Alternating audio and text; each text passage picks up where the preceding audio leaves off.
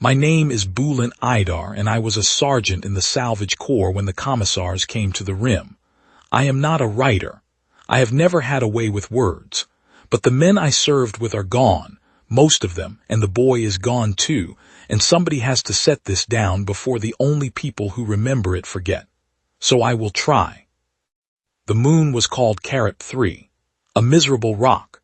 We mined it for cobalt and the heavy isotopes the deep jump drives needed, and we lived in a low-pressure dome that the wind beat against day and night until you stopped hearing it the way a man stops hearing his own breathing. There were 96 of us when the war came to our sector.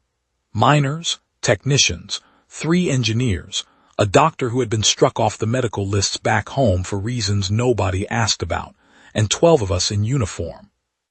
12 men with carbines and 1 heavy gun on a tripod that the lieutenant called the cannon, because it made him feel better. The dome had been raised in the second year of the colony rush, back when the rim was still considered a place a man might make a life. By the time I came up to it, the seals had been patched so many times that the inner skin of the dome was a quilt of mismatched alloys, each square a slightly different shade where the rad bleach had not taken hold. We lived under that quilt. We worked under it. We slept under it. The children grew up under it and did not know what a sky looked like that had not been filtered through 3 centimeters of cracked polymer. There was a viewport on the east side, the only true viewport in the colony, and on clear nights you could see the gas giant the moon orbited, a bruised red eye low on the horizon, and on the very clearest nights you could see, far out past the gas giant, the cold pinprick of the star our forefathers had come from. The children called the viewport the lantern, because the gas giant lit it red. They would gather at the lantern in the evenings before lights out, the small ones in front and the older ones behind, and they would look out at the red eye, and they would invent stories about what was on the other side of it. Ali was the best at the stories. He told one about a city of fishermen on the other side of the gas giant who pulled silver birds out of the clouds. He told it like he believed it. Maybe he did. There was a woman in the dome we called the grandmother, although she was not anyone's grandmother in particular, and she was 68 years old, which in those years was older than most people on the rim got. Her name was Nurten. She had come up to Carib 3 with the second wave, almost 40 years before, and she had buried a husband and 3 brothers there, and she had stayed, because where else was she going to go? Nurten ran the kitchens. She did not run them well. The stew was always too salty, and the bread was always either soft or hard, never in between, and nobody ever complained, because complaining to Nurten was like complaining to the dome itself. She would look at you with one watery brown eye and the other one milky from a cataract she could not get treated, and she would say, "Eat." And you ate. Nurten loved Ali in the particular way an old woman loves a serious child, and Ali loved her back, and the 2 of them had a ritual where every Friday evening Ali would come to the kitchen and Nurten would let him stir the big pot with a wooden spoon almost as long as he was, and they would not talk mostly. But sometimes Nurten would hum, and Ali would close his eyes and listen. I am putting these details down because I want you to understand the place. I want you to understand that it was a place, not a coordinate on a chart. A place. The kitchen smelled of caraway and old grease. The corridor outside the kitchens had a bad fluorescent panel that flickered, and the children had named the flickering panel Knock-Knee, because the flicker made the floor look like it shifted under your feet when you walked past, the way a knock-kneed dog walks. Knock-Knee the panel had been flickering for 9 years, and Vaisal said he had given up trying to fix it. Vaisal said the panel was older than Ali and would probably outlive all of us. Vaisal was right about most things, although he was wrong about that one in the end. We knew the council was coming. Everyone knew. The council had been eating worlds for 19 years by then, and the rim had gone quiet one settlement at a time, the way a row of lamps goes out down a long, dark road. Nobody who saw a commissar up close came back to tell us what they looked like. We had pictures, of course. Grainy pictures from orbital scopes and one shaky helmet recording from a man on Per Hallow who had been dead 2 days before the file reached us. Pale, narrow-skulled things. Tall. Eyes set far back in the skull and almost vestigial, they tracked you by sound and by scent, not by sight, and they tilted their heads when they listened the way a hawk tilts its head before a stoop. That is what I remember from the briefing reels. The head tilt. The way a hunting bird does it. We had drills, twice a month, and then once a week as the news from the rim got worse, and then twice a week in the last months before they came. We drilled the children on where to go, and we drilled the adults on where to be, and we drilled ourselves, the 12 men in uniform, on the dozen things we could plausibly do against an enemy that had taken Per Halil in 11 hours and Karat 1 in 6. The honest answer was that there was nothing we could plausibly do. The lieutenant knew it, and I knew it, and even Ali, who was 8 years old and had no business knowing anything of the kind, knew it. Ali asked me once after a drill what would happen if the commissars actually came. I told him we would fight them. He said, "But what if you can't beat them?" I said, "Then we will make them work for it." He thought about that for a moment, the way Ali thought about things, with his small face very still and his eyes on the floor. Then he said, "Sergeant, I want a carbine." I told him 8-year-olds did not get carbines. He said, "Then I will use a wrench." He was serious. He went back to his father's workshop and he picked out a wrench, a long heavy one with a red handle, and he kept it under his bunk after that, and his mother knew and did not take it away. The first ship came down on a Tuesday. I remember because Tuesdays were when the doctor played cards with the engineers in the back of the mess, and Tuesdays were the only nights he laughed. The siren cut the laugh in half. We ran to our stations the way we had been trained, and the lieutenant, his name was Tuncer, a tall, sad man from the southern provinces. Tuncer climbed up onto the dome roof with the cannon and looked out at the landing site with his binoculars and was quiet for a long time. Then he came down, and his face was the color of wet ash, and he said, "Get the children into the deep tunnels." There were 11 children on Karat 3, mining families. 2 of them were mine, in the way that any man with a uniform considers the children of his post to be his. I had no son of my own. The oldest was a boy named Ali, 8 years old, brown-eyed, small for his age, the son of one of the engineers. Ali had attached himself to me the way some children attach themselves to a particular adult for no reason the adult can ever work out. He followed me on my rounds. He asked me questions about the carbines and the cannon, and what the stars were called on the other side of the dome, and I answered every one of them as honestly as I could, because his father was busy, and his mother was tired, and nobody else would. We put the children in the deep tunnels with 2 of the women and a lamp and a crate of ration bars, and we told them it was a drill. Ali looked at me when I said the word drill, and he knew I was lying. 8 years old. He knew. He did not say anything. He took the lamp and he led the younger ones down into the dark, and he did not look back, and I have never in my life been more proud of a child or more sick at heart about what I was about to ask of him. The commissars came out of their ship at dusk. There were 16 of them, and they walked in a loose wedge across the flats, and they did not hurry. They did not need to hurry. Their suits were the color of bone. They carried long weapons that looked like spears until you noticed the coil along the haft and understood they were something else. Tuncer fired the cannon at 200 meters, and the first shot took the lead commissar through the chest, and the thing went down without a sound, and the other 15 did not break stride. They did not even look at their fallen comrade. They walked over him. One of them put a foot on the dying creature's skull as it passed and pressed down, and I watched through the scope as the head came apart under the boot, and the commissar that had done it never broke its rhythm. That was the first thing I learned about them. They did not mourn. They did not pause. A wounded commissar was a defective commissar, and a defective commissar was, as far as the others were concerned, already dead. We held the dome for 9 days. I will not pretend to remember the order of those days clearly. They blur.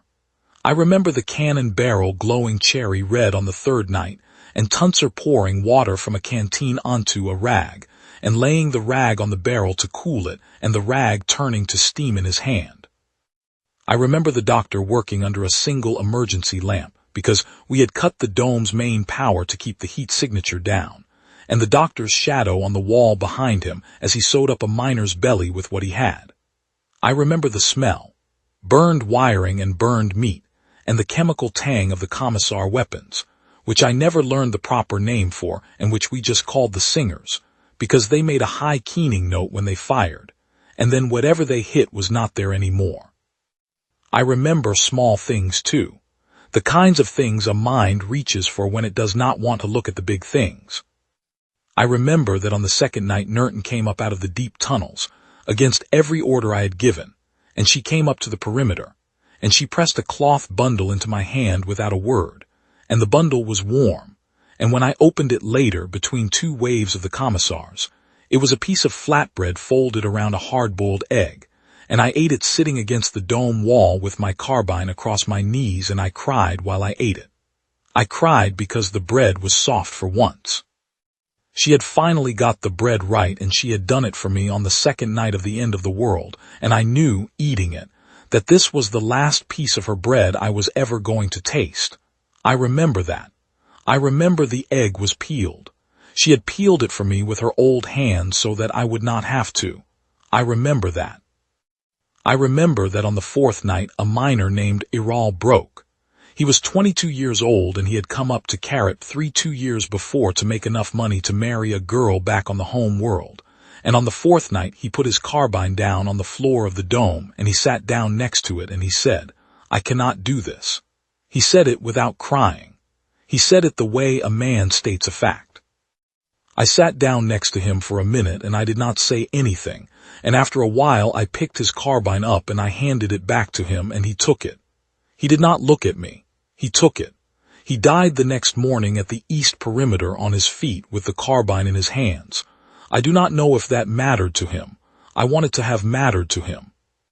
We lost men. Of course we lost men. By the fifth day Tuncer was dead, and I was the senior man in uniform, which made me the lieutenant by default, which was a joke I would have laughed at if my mouth had remembered how. By the seventh day we had lost the cannon and 2 of the engineers and the doctor's right hand, which a singer had taken off at the wrist as cleanly as a kitchen knife takes the cap off a mushroom. The doctor kept working. He sewed left-handed, and he sewed badly, and he kept working. I loved that man. I never told him. By the 8th day we had also lost Nerton. I will tell you how, because I do not want her to be a footnote in this. On the morning of the 8th day, a singer round came through the patch on the east wall and went straight down the corridor past the kitchens, and Nerton was at the stove, and the round did not hit her. It hit the wall behind her, and the wall came down on her. We pulled her out. The doctor knelt next to her with his one good hand, and he looked at the way her chest was moving, and he looked up at me, and he shook his head once, very small. Nerton knew. She had always known things she should not have been able to know. She reached up with one hand, the one that still worked, and she put it on the doctor's cheek for a moment as if she were thanking him for trying, and then she let it fall. She looked past the doctor at me. She said, "Sergeant." She said, "The boy." She said, "Watch the boy." I said, "I will." She closed her eyes. The flicker of Knockney, the bad fluorescent panel, was over her face when she went, and I do not know why I remember that, but I do. On the 9th day, a commissar made it inside the dome. It came through a breach on the east side that we had patched and could not patch again, and it came in low, sweeping its narrow head from side to side, listening. We had learned by then. We had learned that they tracked sound and breath and the small wet noises a living human body cannot help making. We had learned to move slowly and breathe through our mouths and tape down anything that rattled. 2 of my men were on that side of the dome, and they did everything right. They froze. They did not breathe. The commissar passed within a meter of them and tilted its head and went past, and then it stopped, and it came back, and it killed them both before either one could bring a carbine up. I shot it from across the dome with a carbine on full automatic, and I emptied the magazine into the small space between its shoulders, where the suit was thinnest, and it went down and it stayed down. And that was the first commissar I ever killed personally, and it was not the last. When I walked over to the body, the thing's narrow head was turned toward me. The eyes were open. The eyes were small and milky and almost useless, and they were looking at nothing at all. But the head was tilted. Even dead, it was tilted, listening for something. I do not know what. That night the surviving commissars pulled back from the dome to their ship, and we thought, God help us, we thought we had won. We had not won. They were waiting for the second ship. The second ship came down at noon on the 10th day, and it was 4 times the size of the first one, and we knew, all of us, every man and woman left alive in the dome, we knew exactly what that meant. The doctor came to me where I was sitting against the wall trying to clean blood off my hands with a rag that was already dirty, and he sat down next to me and he said, "Bullen, what do we do about the children?" And I said, "I don't know." And he said, "We have to do something." And I said, "I know. I know we do. I just don't know what." It was the engineer, Ali's father, who came up with it. His name was Vasil, a quiet man, long fingers. He had built half the wiring in the dome with those long fingers, and he could trace any circuit blind. Vasil said, "There is a survey skimmer in the south hangar." He said, "It is not rated for atmosphere transit. It is a low-orbit mapping platform, but it has a sealed cabin and it has a beacon, and if we can get it above the moon's atmosphere and turn the beacon on, any human ship within 4 light days will hear it." He said, "It will hold 6. He said, "It has to be the children." We did the math. 11 children, 6 seats. 2 of the women were still alive, and one of them was 8 months pregnant, and the doctor said pregnant meant 7 seats, not 6, because of how the harness fit. So 6 children, 5 would have to stay. I will not describe how we chose. There are some things a man does not write down. The mothers chose, mostly, the ones we still had, and they chose the youngest, and the older children stood quiet and watched and did not argue, and one of the older children was Ali. There was a problem with getting the children from the deep tunnels to the south hangar. The problem was the open corridor between the central concourse and the hangar bay. 200 meters of open corridor with a thin polymer roof and commissars on the flats outside listening for any wet living sound, and 11 children and 2 adults, and not much air left in the system. We could not walk it. The commissars would hear breathing through the roof. We could not run it. The commissars would hear running through the roof. We had to do something else, and we did not, for an hour, know what. It was a miner's daughter who solved it. A girl of 11, the second oldest in the group, a serious child named Esra who had her mother's quiet face. She came up to where I was sitting with my head in my hands, and she said, "Sergeant." I looked at her. She said, "Sergeant, the maintenance carts. The carts that run along the ceiling rail. They have rubber wheels. They are quiet. If we put the small ones in the carts and we push the carts along the rail by hand, we will not make footstep noise. And the carts have sound-dampening blankets in them for the cobalt cores, and we can wrap the children in the blankets." I looked at her. Vasil looked at her. Vasil said, "That will work." Vasil said, "Why did none of us think of that?" Esra said, "Because you are tall and I am the right height to see the carts." She said it the way Nerton would have said it. No edge. Just a fact. Vasil laughed once, very short, the first laugh I had heard out of any of us in 8 days, and he said to me, "Sergeant, the girl is right. Let us load the carts." We loaded them. 6 children in 3 carts, wrapped in the heavy gray dampening blankets that the engineers used to muffle the cobalt cores during transit. 2 adults walking on either side of the rail in soft boots. Vasil and the doctor and Esra, and I pushed the carts the 200 meters in absolute silence, our breath held in our chests in stages so we would not gasp, our feet placed one in front of the other the way men cross a frozen lake. It took 23 minutes to cross those 200 meters. I remember the time exactly. I checked my chrono when we started and I checked it when we stopped. 23 minutes. In the middle of it, at about the 100-meter mark, one of the small ones in the third cart, a boy of 3 named Murat, began to fuss inside his blanket. He did not cry out. He just began to fuss, the way a child does when he is uncomfortable. Esra reached into the cart without breaking stride and put her hand on him under the blanket and held him still. She did not look at me. She did not look at anyone. She just walked and held the small boy still with her hand under the blanket, and the commissars on the flats outside the polymer roof did not hear us, and we made it. Ali came to me while the others were getting the little ones into their pressure suits. He came and stood in front of me and he looked up at me and he said, "Sergeant, I want to help you fight. And his voice did not shake. 8 years old and his voice did not shake. I knelt down so my face was level with his face. I said, Ali, the best thing you can do is take care of the small ones until your father gets the skimmer ready. He said, my father is going to stay, isn't he? I did not lie to him. I said, yes. He said, you're going to stay too. I said, yes. He said, then I want to stay. And I did not know what to say to him, so I said the only true thing I had left, which was, son, if you stay you make this harder for me. Please go. He looked at me for a long moment. Then he reached under his coat. He pulled out the wrench. The long one with the red handle, the one he had taken from his father's workshop the day I had told him 8-year-olds did not get carbines. He held it out to me with both hands, the way a man hands another man a weapon. I said, Ali. He said, you might need it. He said, I have Esra and the small ones. You have just yourself. I took the wrench. My hand closed on the warm red handle. I did not have words. I nodded at him and he nodded back, very serious, very small, and he turned and he walked to the skimmer.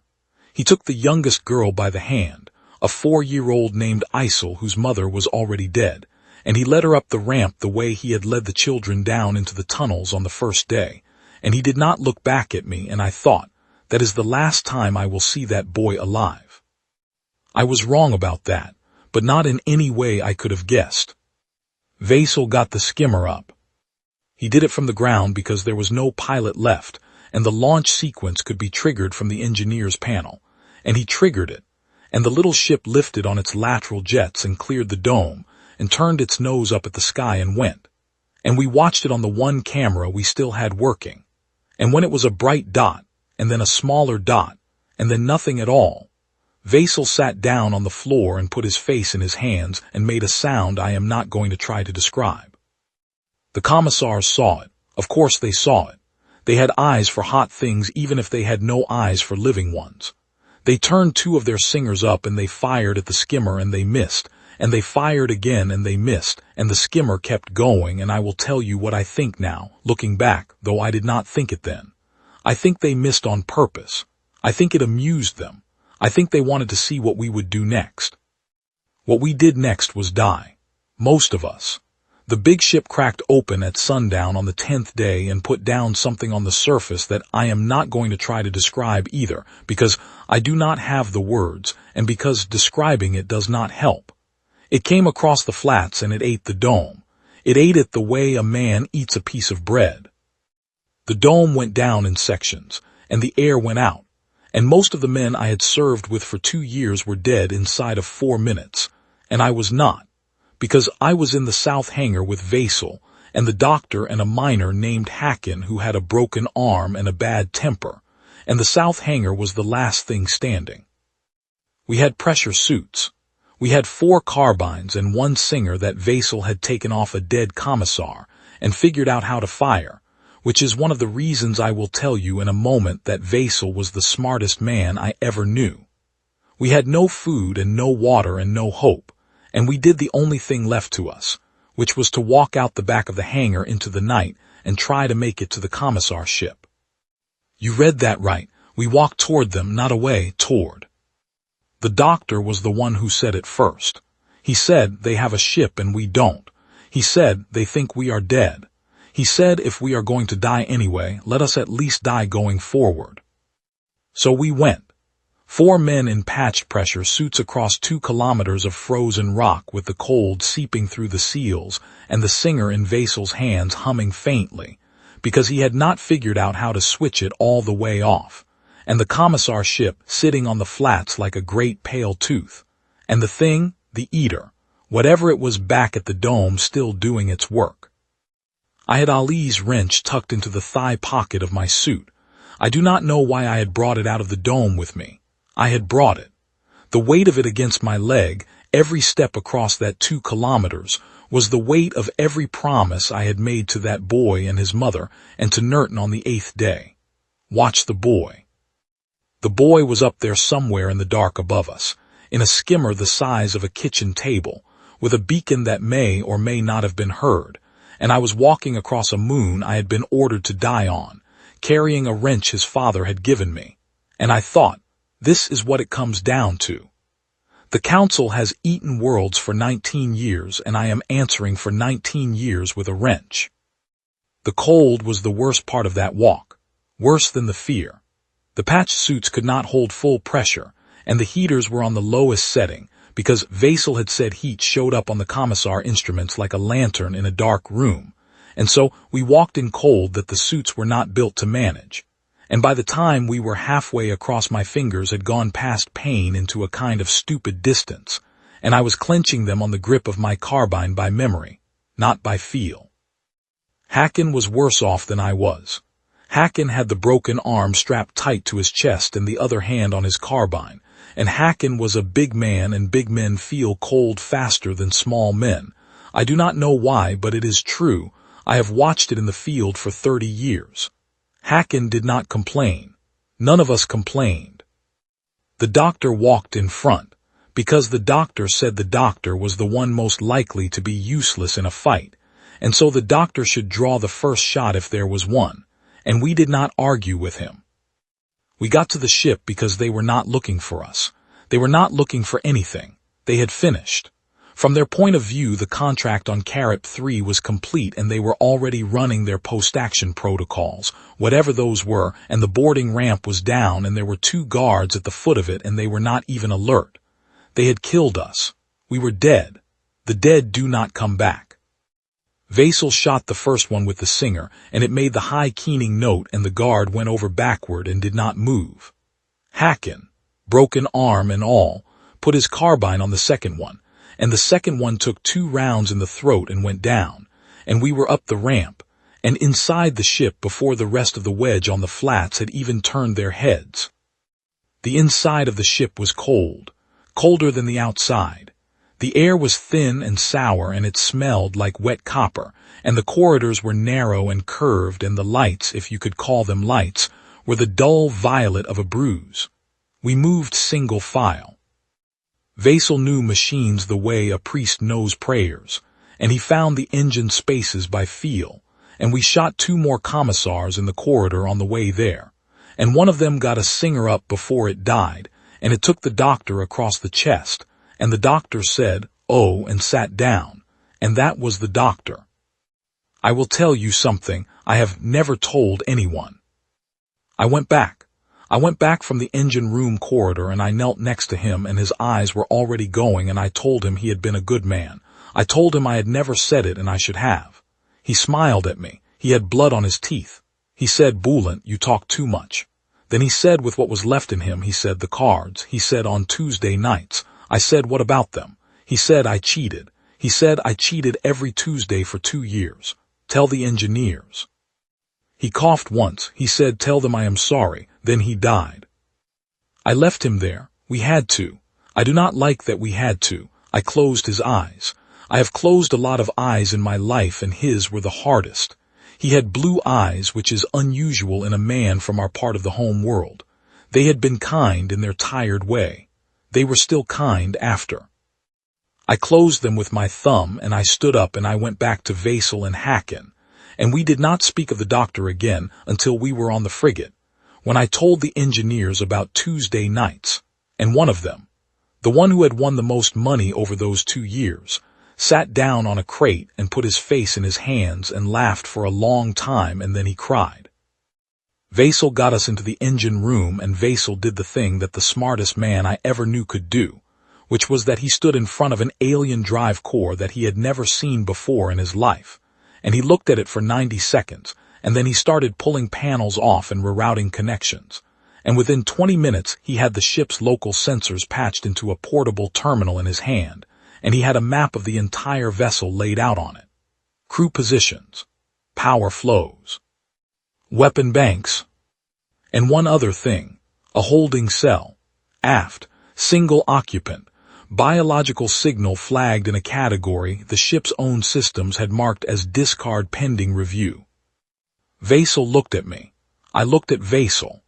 Hacken, who had been listening with his head tilted in a way I did not like to see a human head tilted after 9 days of watching commissars do it, said, "What does discard pending review mean?" Vasil said, It means there is something alive in there that they were going to throw away. I do not know why I went aft instead of staying in the engine room. I have thought about it a great deal. I do not think it was bravery. I think I was tired, and I think a part of me wanted to see something the commissars had decided to throw away, because anything they threw away might be something we could use. And I think a smaller part of me, a part I am not proud of, just did not want to be in the engine room when Vasil did whatever Vasil was going to do to the drive core.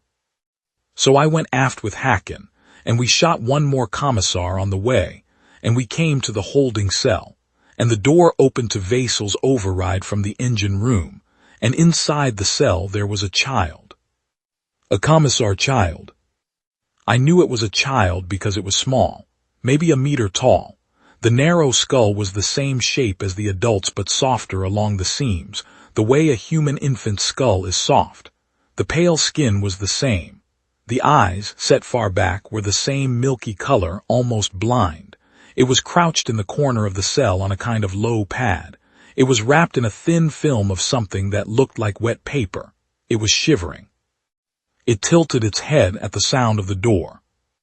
Hacken brought his carbine up. I put my hand on the barrel and pushed it down. I did it without thinking. I could not tell you why.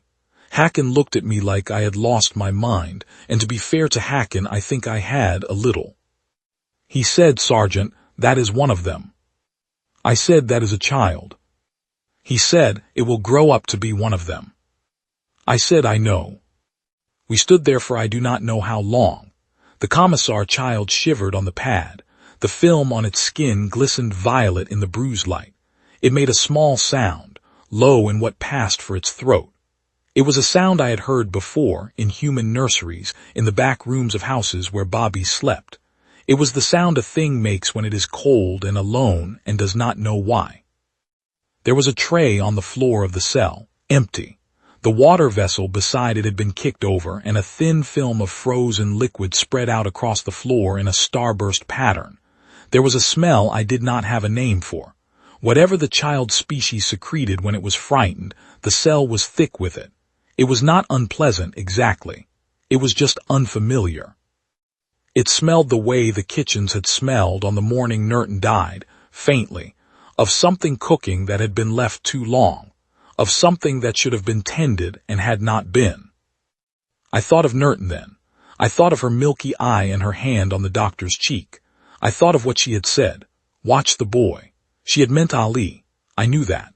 But I thought of those 3 words anyway, standing in the violet light of an alien cell on a commissar warship 2 kilometers from a dead dome on a dead moon, and I looked at the small thing in the corner with the head tilted in the listening posture of its kind, and I thought, watch the boy. I said to Hacken, in the briefings they told us these things do not mourn. They told us a wounded commissar is a discarded commissar. They told us this thing's parents looked at it and decided it was defective and put it in a box and were going to throw it away. I said, Hacken, I do not know what is wrong with this one. Maybe its eyes are worse than the others. Maybe its head tilts the wrong way. I do not know. I do not care. I am not the council. I am not them. I do not throw children away. Hacken looked at me for a long time. The bad violet light was on his face, and his face was tired and angry and old, and he had 4 hours earlier watched his friends die in a dome, and his arm was broken, and he was 28 years old, and he was a better man than he knew. He looked at me, and then he looked at the child, and then he looked at me again, and then he said, Sergeant, you are a fool. And then he said, get the blanket out of my pack. Mine is bigger than yours. We wrapped it. The child. We wrapped the commissar child in a human emergency blanket from a human soldier's pack, and we picked it up. It was lighter than I expected, lighter than Ali had been at 3 years old, and I had carried Ali at 3 years old, and we took it back to the engine room, and we put it down in the corner where it would not be in Vasil's way. The child did not struggle. It went limp in my arms when I lifted it, the way a kitten goes limp in the mouth of its mother, a posture some part of it knew from before it had words, if its kind had words. It pressed its narrow face against the side of my neck through my open helmet seal, and I felt the cold of its skin and the slow flutter of whatever it had instead of breath, and I felt the head tilt slightly to one side, listening, and I thought, This is the thing my people have been at war with for 19 years. This is the thing that killed Nerton and Tuncer and the doctor and the cards on Tuesday nights. This is the great enemy, and it weighs nothing in my arms, and it is afraid. And what am I supposed to do with that? Vasil looked at it. Vasil did not ask. Vasil said, "All right then," and he went back to his work.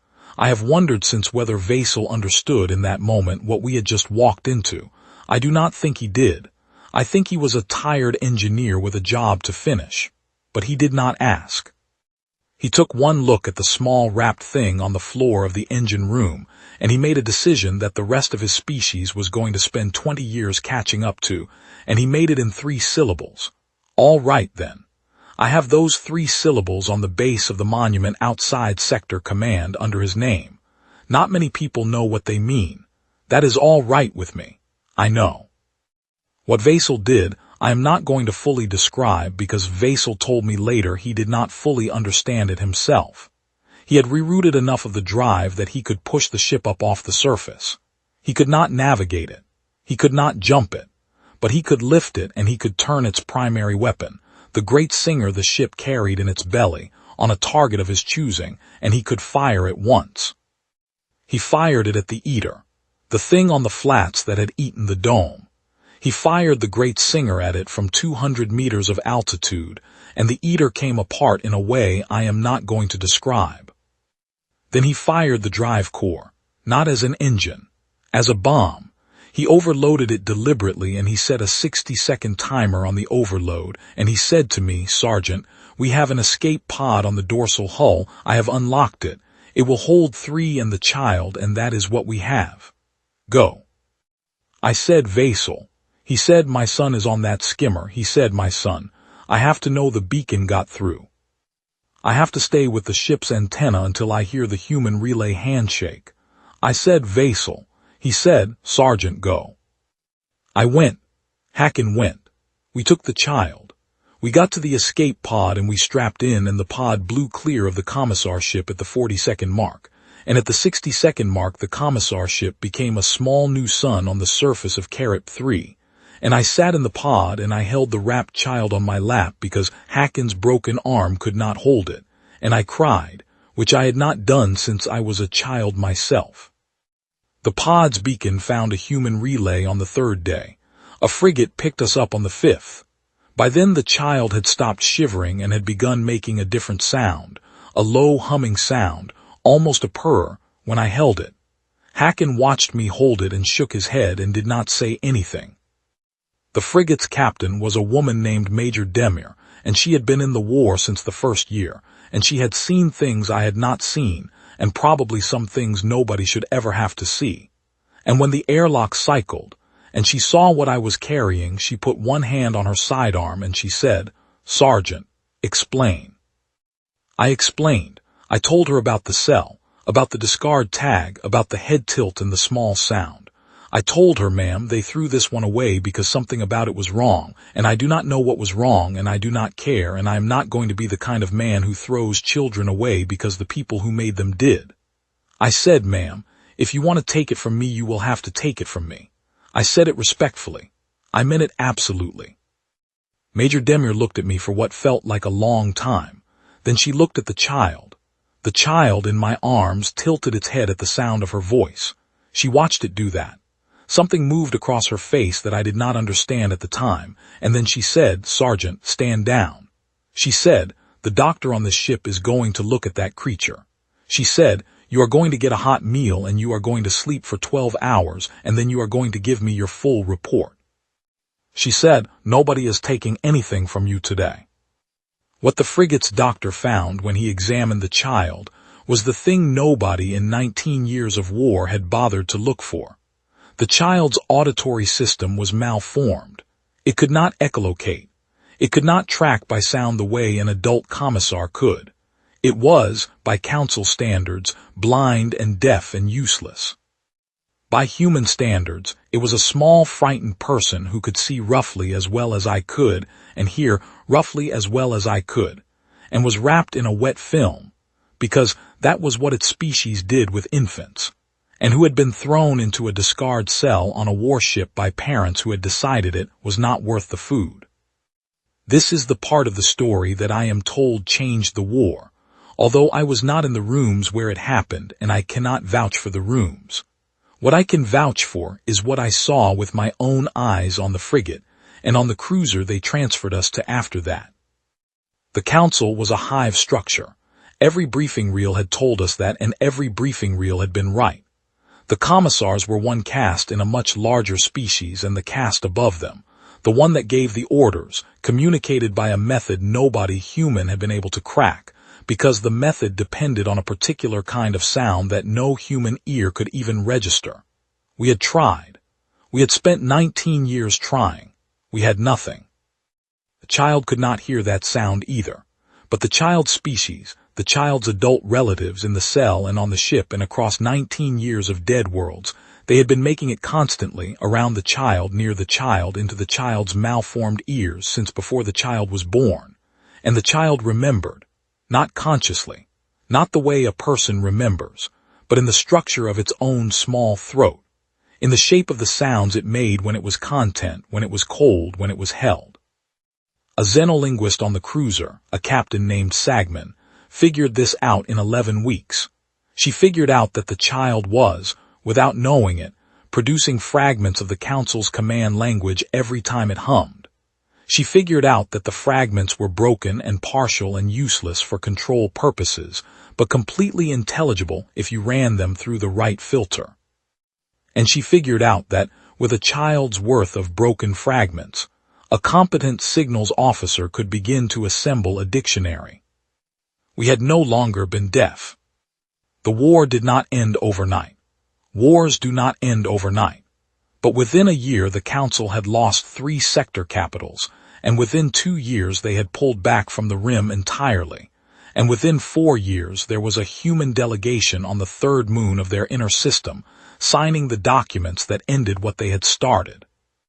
I am told, although I was not there and I cannot swear to it, that on the day the documents were signed, the senior council negotiator tilted its narrow head at the human delegate and asked, through the new translator boxes that had been built around the child's hums, how the humans had learned to listen. The human delegate is supposed to have said, "We did not learn. We just picked up what you threw away." I do not know if that is true. I hope it is. I want it to be. I retired from the Salvage Corps the year after the signing. Vaisal did not retire. Vaisal had died on Carrot 3 the day he overloaded the drive core. The frigate that picked us up made a pass over the wreckage on its way out of the system, and there was nothing to recover. I requested, and received, his name on the monument outside Sector Command. I visit it every spring. I bring a small stone from my garden, and I leave it on the base of the monument, and I tell him about his son. His son is alive.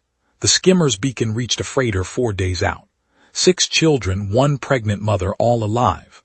Ali is 44 years old now, an engineer like his father, and he has children of his own, and one of those children is named Bulant, although his mother thought of the name and not him, because Ali still, at 44, does not like to say my name out loud. I understand. He saw what he saw when he was 8, and he heard what he heard, and there are some names that catch in the throat for the rest of a life. I do not hold it against him. He visits. He brings the boy who is named after me. The boy is 6. He calls me uncle. He has his grandfather's long fingers. The commissar child lived. I should say that. It lived. It grew. Its kind have lifespans somewhat shorter than ours, and it is old now by its species reckoning, although by ours it is only 43. It does not live with me. It never lived with me. It was raised by a team on the cruiser, and then by xenobiologists at a research station, and then by its own people, the few of them who had broken with the council after the war and who had built, with human help, something that is not quite a nation but is not quite anything else either. I have seen it twice in 40 years. Both times it tilted its head when it heard my voice. Both times it made the low hum. I do not know if it remembers me. I am told its kind do not remember the way we do. I am told the hum is a reflex, not a recognition. I do not believe it. I believe it remembers. I believe a thing that was thrown away and picked up does not forget the hands that picked it up, no matter what its biology is supposed to be. But I am an old man and I am sentimental and I admit it. I want to say one more thing and then I am going to stop, because the doctor, a new doctor, not the doctor from Carrot 3, that doctor is on a wall in Sector Command and on no other wall. The new doctor has told me my eyes are going and writing this has been hard on them. People ask me when they ask me anything, what made the difference? What was the human thing? What did we have that they didn't? They want me to say bravery or ingenuity or love. They want me to say something a man can put on a recruiting poster. I have thought about it for 40 years, and I think the answer is smaller than that and harder to put on a poster. The answer is that we are bad at throwing things away. That is all it is. We are bad at it. We see a wounded man and we go back for him even when the math says don't. We see a frightened child and we pick it up even when the child is the enemy's child. We see a friend bleeding on the floor of an alien ship, and we kneel down and we tell him he was a good man, even though we are going to die in the next 4 minutes ourselves. We are sentimental, stubborn, inefficient creatures, and the council looked at us across 19 years of war and could not understand why we would not be sensible and lie down. And the truth is we would not be sensible because we are not sensible. We are not built that way. We pick up what other people throw away. We bring it home. We wrap it in a blanket. We give it a name. That is what the council never had. That is what they could not buy and could not build and could not breed for, and in the end it is what cost them the war. I am going to stop now. The light in my study is going down and my hand is tired and I have said what I came to say. If you read this, and you are young, and you are wondering what your grandfathers were like, we were nothing special. We were tired men in patched suits on a frozen rock at the wrong end of a long war. We did one good thing between the 4 of us, and 3 of the 4 died doing it, and the 4th is sitting here with a pen. But we did the one good thing. We picked the child up. We did not leave it on the floor of that cell. That is the part I want you to remember. Not the cannon and not the dome and not the ship coming apart in the sky. The blanket, the wrapping, the small weight in my arms on the way to the pod. The head tilted toward the sound of my breathing because the breathing was warm and the cell had been cold. We picked the child up. Everything that came after, the war ending, the dictionary, the signing, the 40 quiet years, everything came from that 1 minute in that one cell on that one ship. And I did not know it at the time. I just knew I could not leave a child on a floor. I am told that is not a sophisticated reason to win a war. I am told the historians have written better reasons since. Let them. I was there. I know what happened. We picked the child up and the rest is what came of it. That is the whole story. That is all of it. I have nothing else.